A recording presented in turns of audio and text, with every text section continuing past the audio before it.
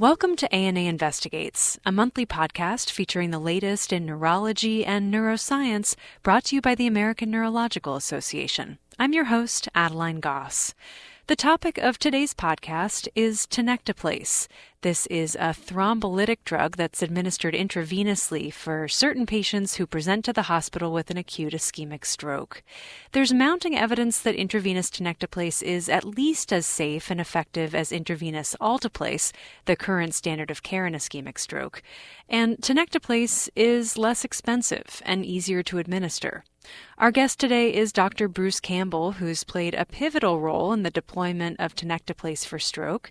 Dr. Campbell was interviewed by Dr. Michelle Johansen, a vascular neurologist at Johns Hopkins. Here's Michelle. Hello, everyone, and welcome to our new ANA Investigate series podcast. We are thrilled and honored today to be joined by Professor Bruce Campbell, who is the head of stroke and interim head of neurology at Royal Melbourne Hospital. He was a co-principal investigator and medical coordinator of the Extend IA and Extend IA TNK multi-center randomized controlled trials that we'll delve into detail today. And so with that, I would like to welcome to the podcast Dr. Bruce Campbell. Thanks very much, Michelle. It's a great pleasure to be with you. So for those who may not be familiar with Tenecteplase, could you review for the audience the differences and similarities between this drug and our current standard of care for treatment of acute ischemic stroke, or IV alteplase? To wind it back a little bit, we've had evidence that alteplase is beneficial for ischemic stroke patients within 4.5 hours of onset for many years now, and there's strong guideline recommendations in every country in the world to recommend use of alteplase in appropriately selected patients within 4.5 hours after stroke onset.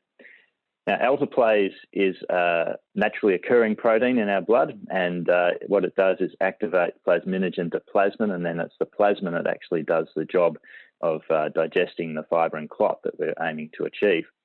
Tenecteplase is a genetically modified form of alteplase. It's only 3 amino acids different, but that effect is that it increases the half-life by about 6-fold. So alteplase has a half-life only of about 3.5 minutes, whereas Tenecteplase is around 22 minutes. And in practical terms, what that means is that rather than give a bolus and infusion over an hour, as we do with alteplase, you can give Tenecteplase as a single bolus over 5 seconds, and that obviously has some potential practical advantages. The other effect of those amino acid substitutions is that there's about a 15-fold increase in fibrin specificity and about an 80-fold increase in resistance to inhibitors like PI1, and that may have some potential advantages pharmacologically. Certainly where I am in Australia, Tenecteplase is slightly cheaper per vial, and because we use 2 vials of alteplase, if you're over 55 kilograms, that's quite a significant 50% cost saving for most patients.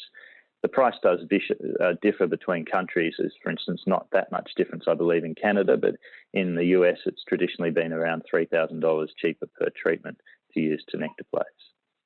In terms of the risks, the symptomatic hemorrhage risk seems to be quite similar in all the data that we have so far on Tenecteplase versus alteplase.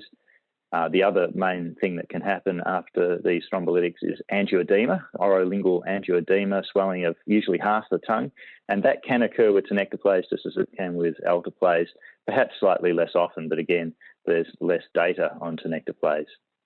Important to remember that use of Tenecteplase is off-label in every jurisdiction around the world, and that means that all the product information is for ST elevation myocardial infarction, which is about double the dose that we would use in stroke. So if you are using Tenecteplase, it's important to remember it is off-label, and it's very important to know what dose you're using and not follow the package insert, which is all about STEMI dosing.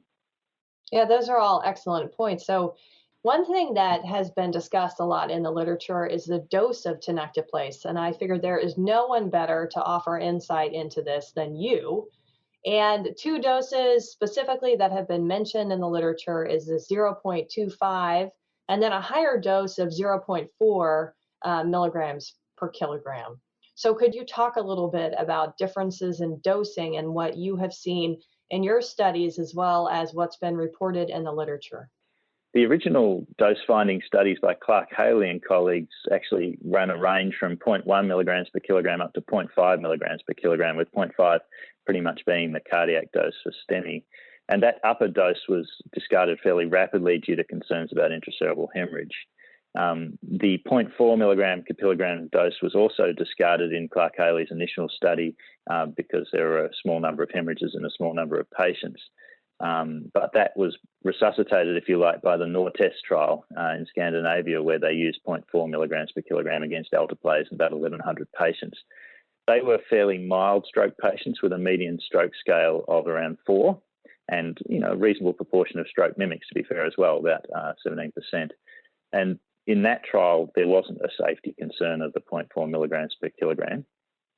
Mark Parsons, my Australian colleague, did one of the original randomised trials published in the New England 2012, and that compared 0.1 milligrams per kilogram to 0.25, and there were fairly good signals of superiority of 0.25 milligrams over the 0.1 in that small trial. So what we did in the Extend-IAT&K Part 2 trial was take the 0.25 milligrams per kilogram dose, which has been used in the numeric majority of trials, and we compared the 0.25 versus the 0.4, and we did not find any advantage of increasing to the 0.4. There also didn't seem to be a terrible safety signal in that group either, but I think most of us, and certainly the guideline recommendations, are generally for the 0.25 milligrams per kilogram dose, and I think that's probably the sweet spot in terms of benefit versus risk.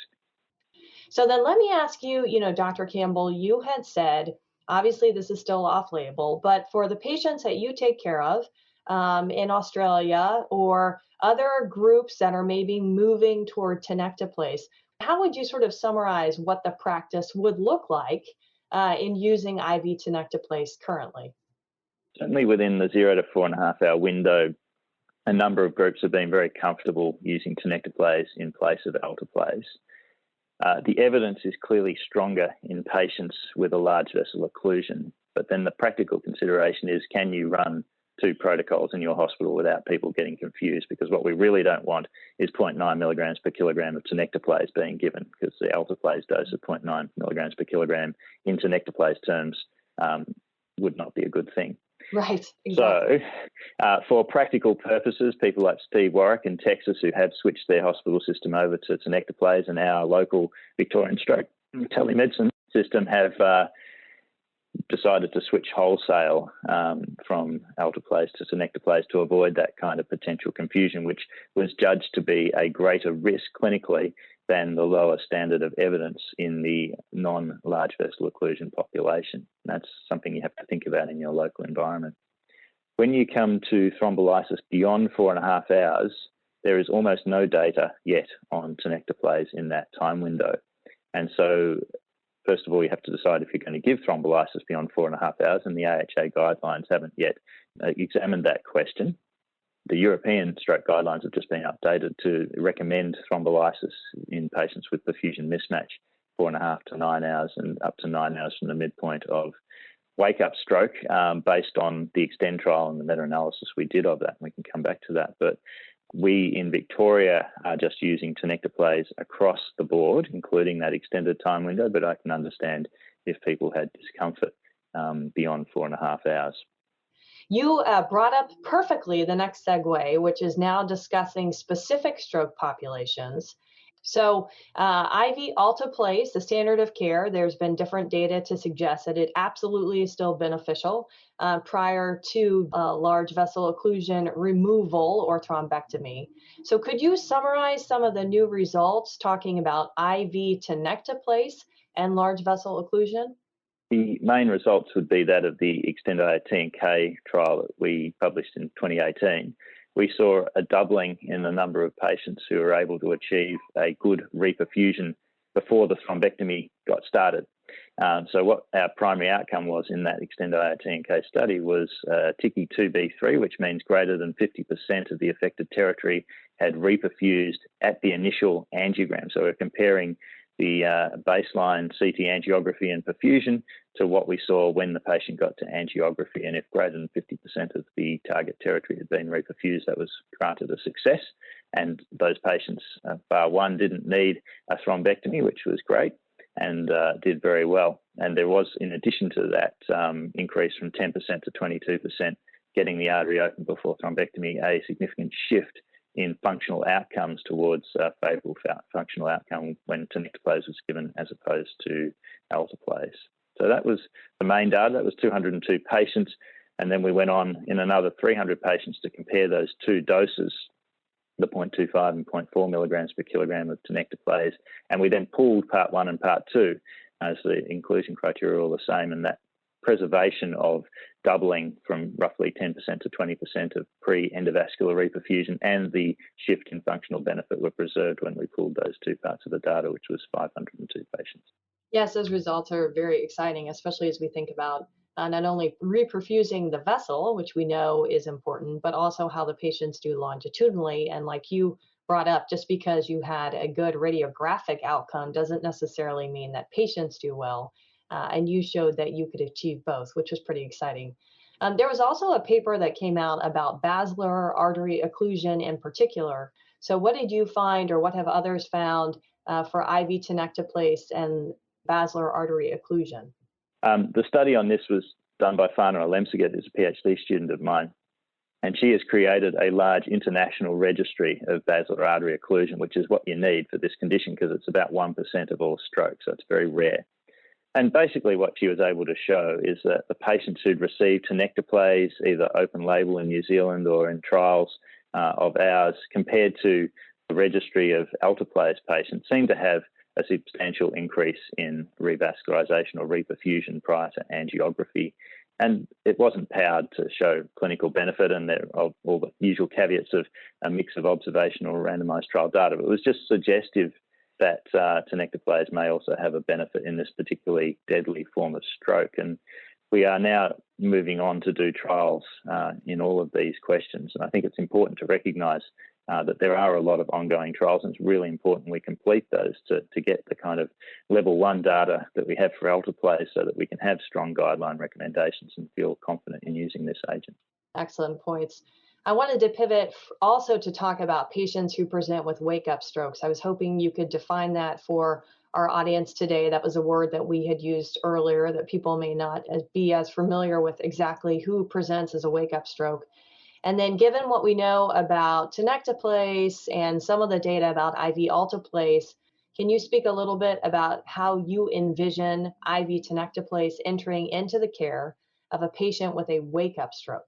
Yeah, people wake up with stroke about 25% of the time. So it's a substantial chunk of patients. And because we've traditionally taken onset time as the time the patient was last known to be well, which is usually the night before, unless they got up to go to the toilet or something, that means they're usually out of the time window for our standard reperfusion therapies, at least with alteplase, with 4.5 hours.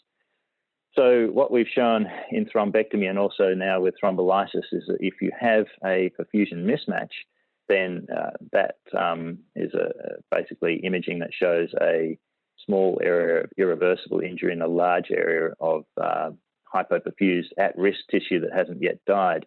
And that kind of tissue signature of salvageable brain identifies patients who benefit from thrombectomy, 6 to 24 hours, and also from thrombolysis based on the Extend and ECAS4 and Epithet trials that we meta and analysed that goes from 4.5 hours to 9 hours after onset, and from 9 hours from the midpoint of sleep. So we did a something slightly different to the usual last known well onset time.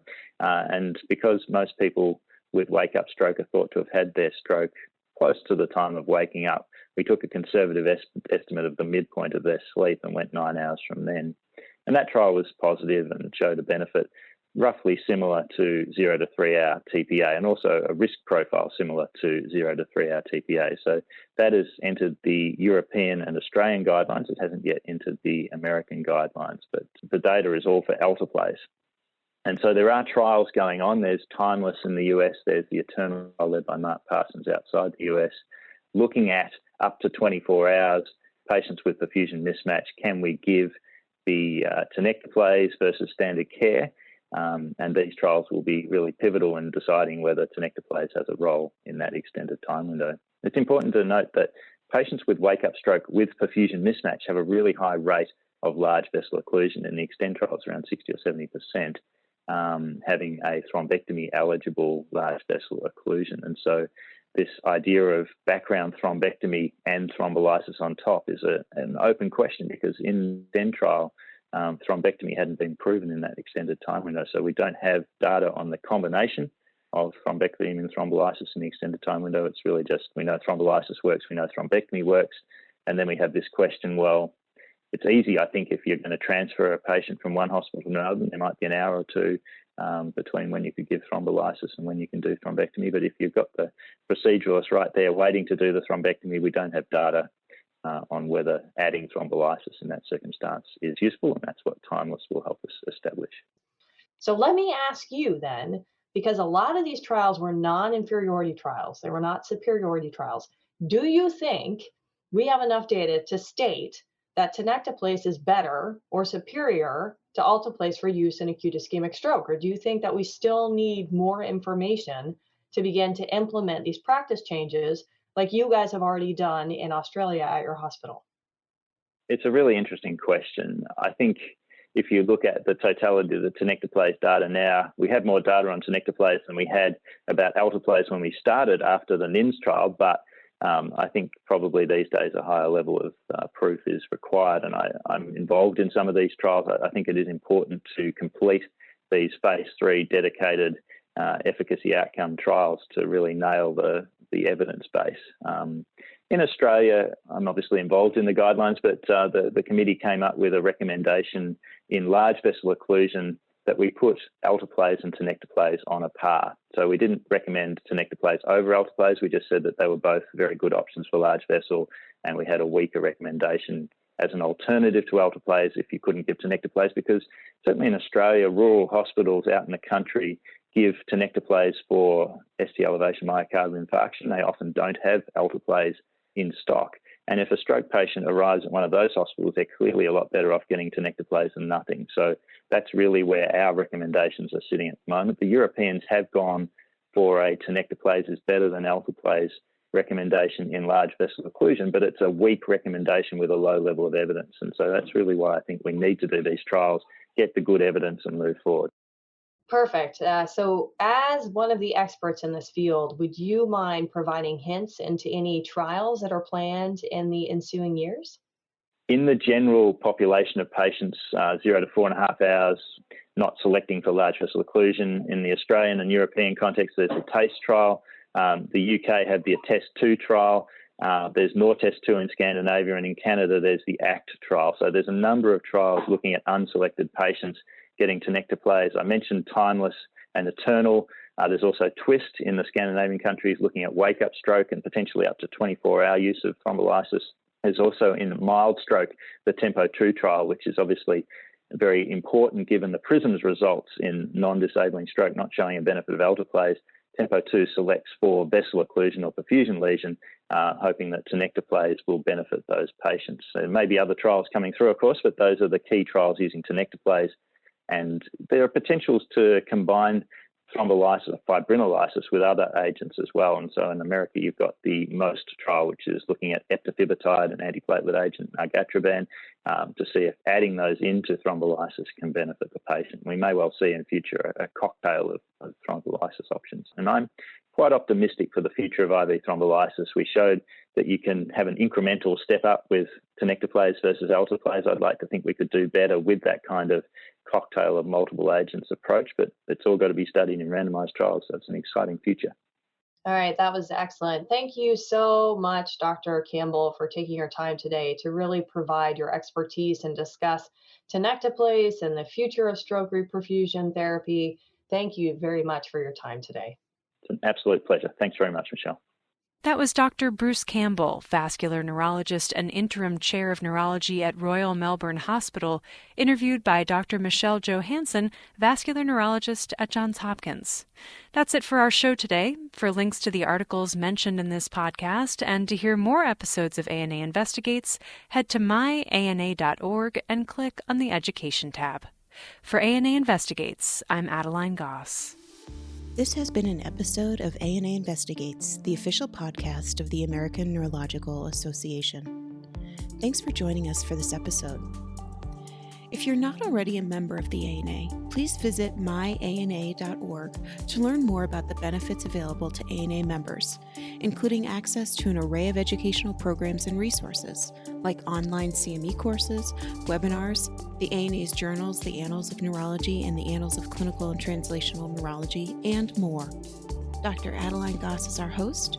Our producers are Drs. Romer Giucaden, Adeline Goss, Michelle Johansen, Clifton Gooch, Danny Bega, Megan Ritchie, and Jim Sigler. This is your editor, Jen Hurley. Copyright, the American Neurological Association.